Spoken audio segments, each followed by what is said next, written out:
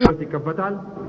ይሄ በመሳሪያ በኩል ከነፍስ ወከፍ ወታደር ጠመንጃ ጀምሮ የተለያዩ መድፎች ሚዲየም ሬንጅ ያላቸው ዛሬ እነ ኢራቅ የሚመጻደቁባቸው አይነት ሮኬቶች የአውሮፕላን ቦምቦች መስራት ተዘጋጅተናል።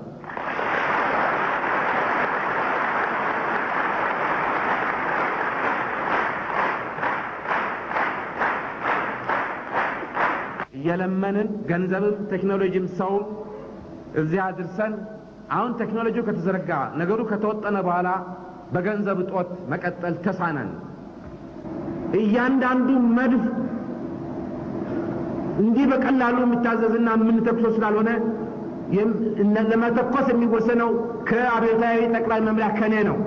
በቁሳቁስ እጥረት እና ይሄ ወደ ለየለት ሽንፈት እንዳያመራ በአስቸኳይ ይሄንን ነገር መወጣት አለብን። ይቻላል።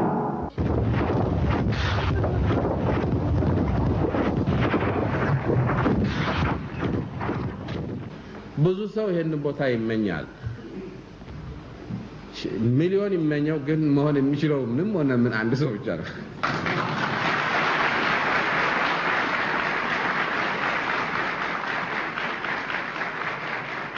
እና እባካችሁን ከዚህ እንውጣ። በቆሎና እህል በሚገባ አምርተን ማንበላ ሰዎች ለፖለቲካ ስልጣን መንጠላጠል እንዴት እንደቀደም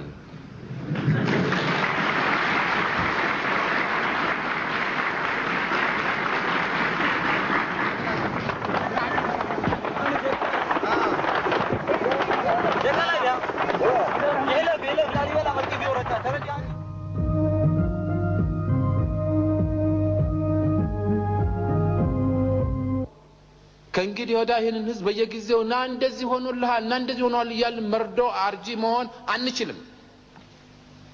ጓዶች ሰውም ሊሚት አለው። ስለዚህ ቀላል ነገር አይደለም የምናወራው። በቃል እንደሚደረገው በተግባር ነገር ግን ቀላል ነው። ህዝቡ ከተሰለ እንደ እውነት የሆነ ዋግ ብቻ ይበቃው ነበር ወይም ወሎ ብቻ። ምንድነው ወሎ ውስጥ የምናየው? ተናገሩ። ከወሎ የመጣችሁ ጓዶች እኛ የምንፈልገው ኢሳፓን ነው፣ እኛ የምንፈልገው የደርግ ወታደር ነው እየተባለ አይደለም እንዴ በከበሮም የመጣውን ወያኔ የሚያሳልፉት? ይሄ ነው ያደራጀነው ህዝብ፣ ይሄ ነው ያነቃነው ህዝብ። ይሄንን ገበና መሸፈን የለብንም። ኢሳፓ ከየት የመጣ ነው? በዚህ ህዝብ ደምና በዚህ ህዝብ ትግል የተወለደ ፓርቲ አይደለም እንዴ?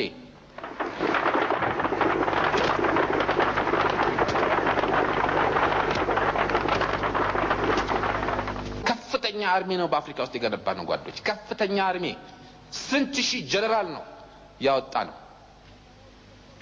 መሳሪያውን አስረከቡ፣ ተሸነፉና ፊታቸው ወደ ሚስቶቻቸው አዞሩ። ከዚህ በኋላ እንደገና ወደኔ። ይሄ ነው የሆነው አይደለም?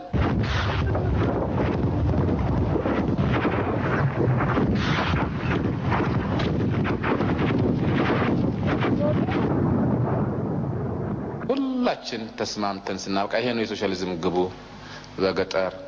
ይሄ ፋይዳ አለው። ይሄ ህብረተሰብ ዛሬ ላይ ገነዘብ ይችላል፣ ግን ማስገንዘብ የኛ ድርሻ ነው። በደረቅ ቃላት ሳይሆን ከተግባርም ከጥቅሙም ነው በሚል አይነት መንገድ የፓርቲ ፕሮግራማችንና እያንዳንዳችን ህይወት ለዚህ ቆሟል ብለን የተገዘትን ሰዎች ነን። እዚህ አንድ እንትን ያደረጁን ከዚህ መለሰ ሰው የለም አይደለም ወይ? እዚህ እኛን እንወስነው የተወሰነ ሰው የወሰነው አይደለም። የመንደርን መስረታን ፋይዳ ምንድን ነው? በመሰረቱ ህዝብ ተሰባስቦ ነው የሚኖረው በሰለጠነው ዓለም ውስጥ በገጠርም ሆነ በከተማ። እኛ እንደ አውሬ የትም ተበታትነን መኖራችን የኛን ኋላቀርነትና ህይወታችንን ደካማነት የሚገልጥ ነገር ስለሆነ ይሄን ገበሬ በአግባቡ ቀርበን አስልተን ስናበቃ ለዚህ ዓላማ ለራስ ህይወት መለወጥ ይበጃል ብለን እናስረዳው። ትክክል ነን ወይ? አዎ ተብሎ ነው የተሰማራ ነው። ሌሎችም እንደዚሁ ሁሉ። ስለዚህ አንዱም ይሄ ነው። እኛ በተለያዩ ምክንያቶች ጠላቶቻችን በነገሩን ጊዜ ነው መሳሳታችን የሚገባን፣ ወይስ ደግሞ በመሰረቱ መስራት ትክክል ያልሆነውን ነገር በተግባር አይተንና ራሱን ጠይቀና ተረድተን ነው ወይ? ስለ መንደርም በኢትዮጵያ ውስጥ ያለው አስተሳሰብ የተለያየ ነው። በተለያየ ይሄው ገበሬዎች እዚህ አሉ መሐከላችን ምንድነው አሁን ተሰማ ያለው ነገርና ሌላው ገበሬ ሊነጻጸር ይችላል ነው ወይ? ይሄን ልተው ግድ የለም። ይሄ እንደሱ እንደ ህብረተሰቡ እንደ አካባቢ ሁኔታ እንደ ለምነቱ እንደ ግንዛቤው እንደ አመራሩ የተለያየ ችግርና ቅራኔዎች እንዳለን ግልጽ ነው። ግን ወያኔዎችን ያስነሳቸው የእንትን ነው ወይ? የአምራቾች ህብረት ስራ ማህበር በማቋቋማችን ነው ወይ?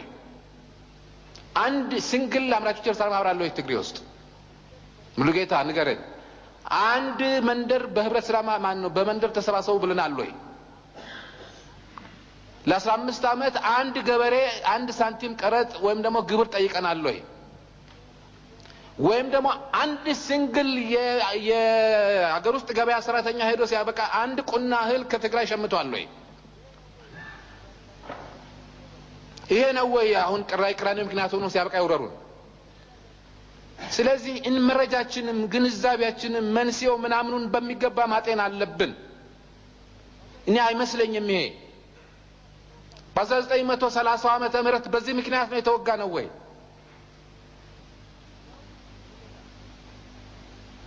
ነው ሙሉጌታ?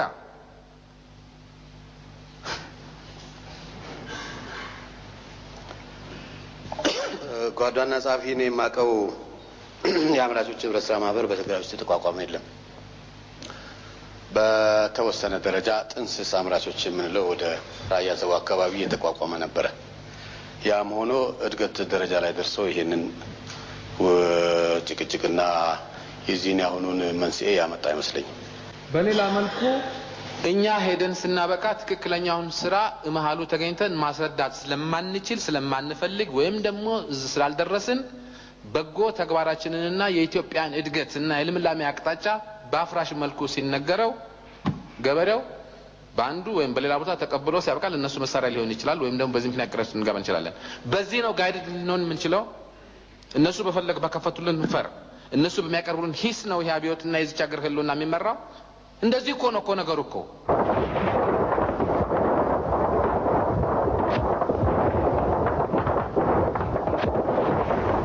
እና ሌላም ነገር ስላለ በጦርነቱ ባህሪ ውስጥ በሰዓትና በደቂቃ በሚለወጡ ነገር ውስጥ ወንበዴ የሚለውን ነገር ሁሉ አብረን ስናበቃ እሱ ይናገራል፣ አልተነገረም። ስለዚህ የኢትዮጵያ ሚዲያ ውሸታም ነው።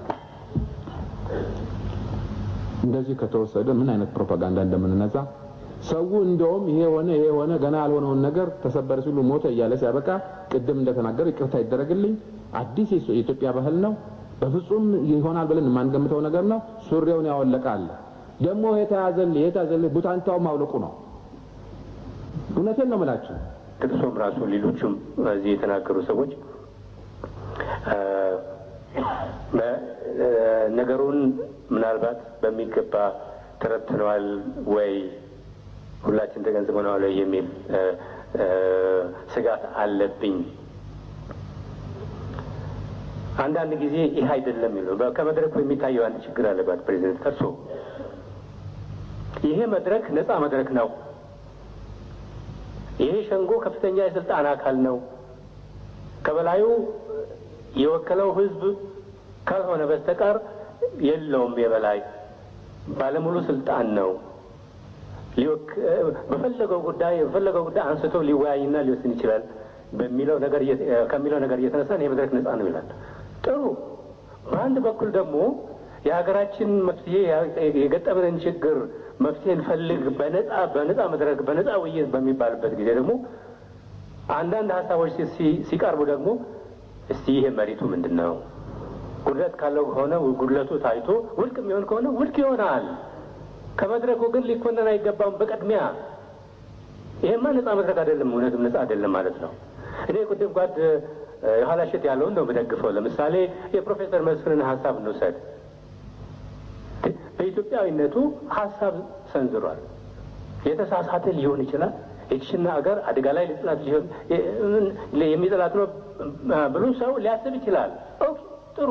ዴሞክራሲያዊ መድረክ ከሆነ ቅድም እንደተባለው ይህን ነገር በትንትኑ እናውጣውና ደካማነቱንና እንየው የሚል አቲቲዩድ አዝማሚያ ነው እንጂ መውሰድ ያለብን ጓድ ፕሬዝዳንት እርሶ እዛ ተቀምጠው የዚህን ውይይት ነው አቅጣጫውን በዚህ ነው መሄድ ያለበት የሚለውን ከመሩማ ነፃ መሆኑ ይቀራል ማለት ነው። ነፃ መድረክ አለበትና ይሄ መስተካከል ያለበት ይመስለኛል።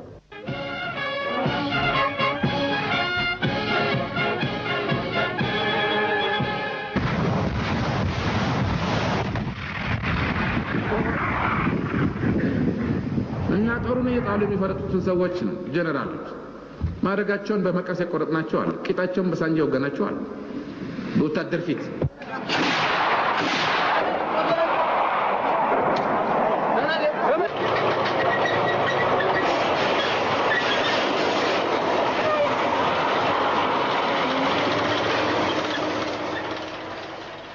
እሺ እዚህ አባቴ ምናልባት በእርሶ አስተዳደር ምናልባት በእኛ አስተዳደር የኢትዮጵያ ሕዝብ የማያምንበት ሆኖ ከተገኘ ከኢትዮጵያ አንድነት በኋላ ተወያይተን እርሶም እንደ አንድ ኢትዮጵያዊ በወታደርነት ደረጃው ያድራሉ ወይም ደግሞ የአገልግሎት ዘመነው ተቆጥሮ ጡረታ እንወጣለን።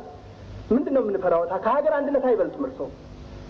ነገር ግን በአሁኗ ሰዓት ላይ የኢትዮጵያን ሕዝብ 50 ሚሊዮን ሕዝብ በደም ባህር ማግደው ቆስቆሰው በእርሰው ኃላፊነት 18 ዓመት ሙሉ መርተው ሳያደላድሉ ሳያረጋጉ የኢትዮጵያን ሕዝብ ለእሳት ዳርገው በአሁኑ ሰዓት ውስጥ ላይ ከመሞት በስተቀር የቴዎድሮስን ጽዋ ከመጠጣት በስተቀር ሌላ እድል የለዎትም። ይህንንም እንደማያበላሹ አምናለሁ። እዚሁ እንደሚሞቱ እንጂ እንደ ሌሎች መሪዎች በኢሮፕ ውስጥ ላይ ይፈረጣሉ ብዬ እምነት የለኝም። እግዚአብሔር ምስክሬ ይሁን። ይህንን ሕዝብ አጋልጠው ይሞታሉ አልልም። መንጌ ከሰው ወንበር ላይ ደርቀው እንደ ቋንጣ እንደሚቀሩ ለታሪክ እንደሚቀሩ አምንበታል። ይሄንን ባያደርጉ ግን ታሪክ ይፋረደውታል። ያለው እድል ይሄ ብቻ ነው። አሁን እኛ እድላችንን 3 ቀን ነው። ይሄም ታሪካዊ መስክ ደግሞ ሁለተኛ የምንገናኝበት አይመስለኝም። እኔ እየጠበበኝ መጥቷል፣ እየጨነቀኝ መጥቷል። እናንተ አይገባችሁም። ለሞት የተዳረገ ሕዝብ ዳምኗል። ሞት ያደነዘዘው በልዩ ልዩ ስራ ነው።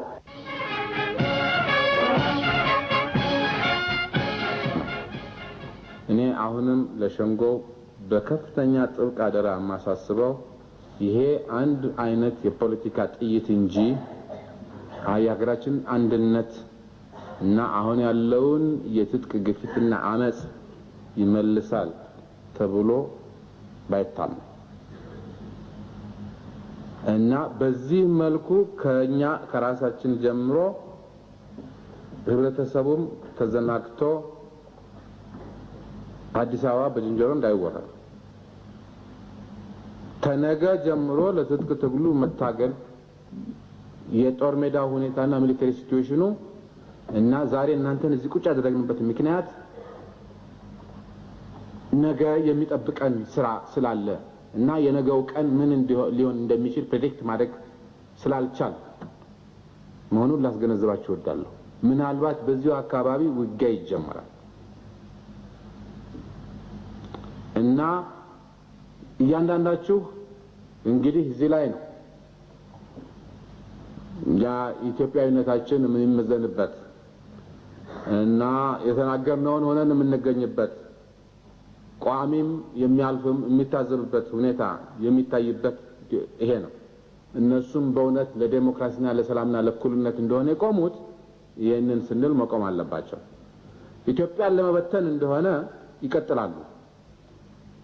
ኢትዮጵያን ደግሞ ለመበተን እስከተቀጠለ ድረስ የኔ ግንባር እስከተበተነ ድረስ ደግሞ በበኩሌ ከኢትዮጵያ አንድነት ኃይሎች ጋር ትግሌን ይቀጥላል።